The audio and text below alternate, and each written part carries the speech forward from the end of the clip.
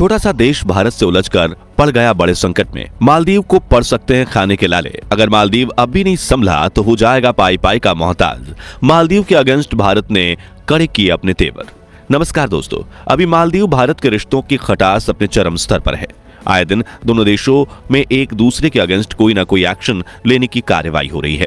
इसी बीच बड़ी खबर यह आ रही है कि भारत ने मालदीव के ऊपर शिकंजा कसना शुरू कर दिया है। पिछले कुछ दिनों में भारत ने कई ऐसे एक्शन लिए हैं जिसके तहत मालदीव में एक्सपोर्ट किए जा रहे कुछ प्रोडक्ट्स पर रोक लगा दी गई है। इसी के साथ भारत के कई प्रोजेक्ट्स भी मालदीव में जो सेटअप होने थे उन्हें दूसरे देशों में शिफ्ट किया जा रहा है। तो क्या है पूरा मामला, आइए इस वीडियो के माध्यम से जानते हैं। वीडियो में आगे बढ़ने से पहले आप हमारे चैनल को सब्सक्राइब अवश्य कर लें ताकि ऐसी इंफॉर्मेटिव वीडियोस आपको समय पर मिलती रहे। तो चलिए शुरू करते हैं।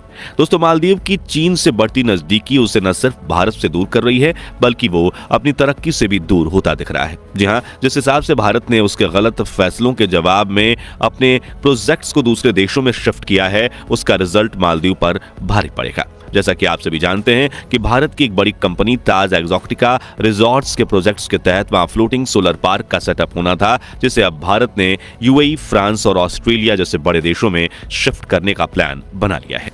वहीं भारत के कुछ और प्रोजेक्ट्स जो मालदीव में ही सेटअप होना था, अब खबर यह आ रही है कि उसे श्रीलंका और नेपाल में शिफ्ट किया जा रहा है। श्रीलंका में तो भारत ने ऑलरेडी मालदीव में शुरू होने वाले अपने प्रोजेक्ट एलपीजी गैस को श्रीलंका में शिफ्ट करने का प्लान बना लिया है। एक साथ इतने बड़े प्रोजेक्ट्स को गंवाकर मालदीव अपने देश और देश की इकोनॉमी को कितना पीछे ले जाने वाला है, इसका अंदाजा उसे अभी नहीं लग रहा है। उसे यह समझना चाहिए कि मालदीव एक छोटा सा देश है जिससे भारत से आटा, दाल, दूध, चावल सहित कई सारे फूड प्रोडक्ट्स इंपोर्ट करने होते हैं। ऐसे में अगर भारत पूरी तरह से इन फूड प्रोडक्ट्स के एक्सपोर्ट पर रोक लगा दे तो मालदीव का बेड़ा गर्क हो जाएगा। चलिए अब ये जानते हैं कि भारत ने कौन सा डिसीजन लिया है जिससे मालदीव की मुश्किलें बढ़ने वाली है। पुणे एलपीजी को किया शिफ्ट। दोस्तों, पुणे एलपीजी मालदीव में सेटअप किया जाना था, लेकिन चीन से हाथ मिलाकर मालदीव ने इस प्रोजेक्ट को अपने हाथों से गंवा दिया है। एक रिपोर्ट के according Bharat Pune LG projects के इंफ्रास्ट्रक्चर को लेकर जहां पहले मालदीव में तैयार करने वाला था, उसे अब मालदीव के साथ बढ़ते विवाद के कारण अमेरिका, श्रीलंका और नेपाल जैसे दूसरे देशों में ज्वाइंट वेंचर के साथ शुरू करने वाला है। आपको बता दें कि सबसे ज्यादा नेचुरल गैस कतर, रूस और यूएई जैसे देश एक्सपोर्ट करते हैं। भारत भी इन्हीं देशों से भारी मात्रा में नेचुरल गैस खरीदता है, लेकिन फिलहाल भारत में नेचुरल गैस को लाने में कुछ समस्याएं आ रही हैं, जिसके कारण ये भी है कि अमेरिका ने रूस पर कुछ रिस्ट्रिक्शंस लगा रखे हैं और इसी वजह से रसिया सीधे भारत को अपने नेचुरल गैस को एक्सपोर्ट नहीं कर सकता। हालांकि दूसरी ओर भारत अपनी पुणे गैस एलपीजी प्रोजेक्ट का इंफ्रास्ट्रक्चर अमेरिका की एक बड़ी कंपनी के साथ ज्वाइंट वेंचर में सेटअप करने जा रही है और इसके तहत आसानी से अमेरिका के नेचुरल गैस को एलपीजी में कन्वर्ट किया जा सकेगा। इससे भारत को एक बड़े लेवल पर फायदा भी होगा। वहीं कुछ दिनों पहले भी भारत ने यह तय किया था कि वो पुणे एलपीजी के इंफ्रास्ट्रक्चर को श्रीलंका में सेटअप करने वाला है और अब खबर आ रही है कि वो इस प्रोजेक्ट को श्रीलंका में अच्छे खासे इन्वेस्टमेंट के साथ एक बड़े लेवल पर करने वाला है, क्योंकि वहां एलपीजी की डिमांड अधिक है। दोस्तों, एक और जहां मालदीव चीन के जितने करीब आ रहा है, वहीं दूसरी ओर भारत श्रीलंका, नेपाल, फ्रांस, यूएई, रूस और ऑस्ट्रेलिया जैसे देश के साथ अपने ट्रेड रिलेशंस को और भी मजबूत कर रहा है, क्योंकि भारत को कहीं ना कहीं इसका अंदाजा है कि अगर इन देशों के साथ ट्रेड रिलेशंस जरा सा भी कमजोर पड़ा तो चीन इसका फायदा उठा लेगा। रिन्यूएबल एनर्जी प्रोजेक्ट के सेटअप के साथ क्रूड ऑयल के इंपोर्ट में कटौती।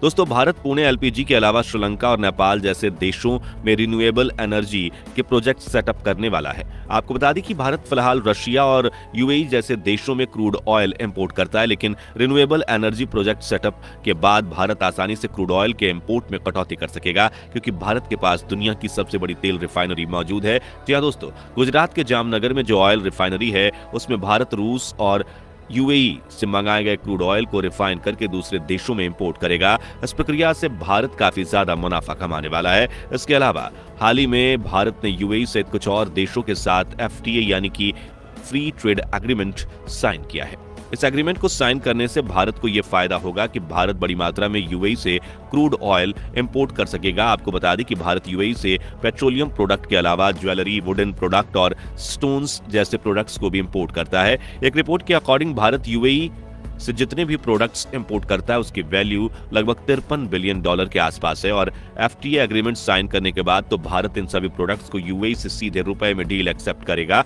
इससे फायदा ये होगा कि भारत की विदेशी मुद्रा बची रहेगी और उस विदेशी मुद्रा का इस्तेमाल भारत अन्य देशों के साथ बायलैटरल ट्रेड के लिए कर सकेगा। दोस्तों, बायलैटरल ट्रेड से जुड़ी खबर भी हाल ही में मिली है। दरअसल जब यूएई के प्रेसिडेंट गुजरात के एक समिट में आए हुए थे, तब इस समिट में यूएई के प्रेसिडेंट ने भारत के साथ बायलैटरल ट्रेड को अपने ओर बढ़ाने की बात की और यूएई के साथ भारत के ट्रेड रिलेशंस पहले के मुकाबले और भी बढ़ गए हैं। आपको बता दें कि पिछले साल ही भारत से यूएई के होने वाले एक्सपोर्ट्स की वैल्यू $32 बिलियन के आसपास थी, जिसे यूएई अब और बढ़ाना चाह रहा है। कुल मिलाकर भारत दुनिया के बड़े बड़े देशों के साथ अपने ट्रेड रिलेशंस को मजबूती के साथ कायम कर रहा है। वहीं दूसरी ओर मालदीव ने चीन के साथ हाथ मिलाकर अपनी मूर्खता का परिचय दिया है।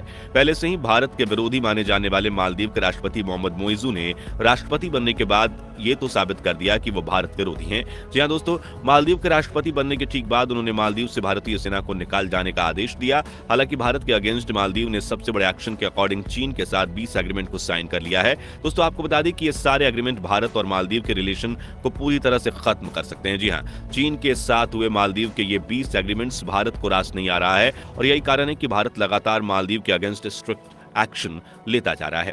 एक खबर यह भी है कि भारत लक्षद्वीप को टूरिस्ट सेक्टर बनाकर मालदीव को उसकी औकात दिखाने वाला है, क्योंकि जिस तरह भारत के प्रधानमंत्री मोदी के लक्षद्वीप के दौरे के बाद से मालदीव के बड़े लीडर्स ने इंडिसेंट कमेंट्स किए थे, भारत उसे भूल नहीं सकता। अब देखना यह है कि क्या वाकई लक्षद्वीप को टूरिस्ट सेक्टर बनाया जाता है और अगर बनता है तो फिलहाल भारत के कितने डिसीजन से मालदीव को एक चोट लगेगी। एक बात तो समझ में आ गई है कि भारत अब उसे उसकी गलतियों के लिए बख्शने वाला नहीं है। खैर, आपको क्या लगता है, क्या भारत लक्षद्वीप को टूरिस्ट सेक्टर में तब्दील करेगा? क्या वाकई भारत में मालदीव के साथ अपने सारे रिलेशन खत्म करने की कवायद शुरू हो गई है?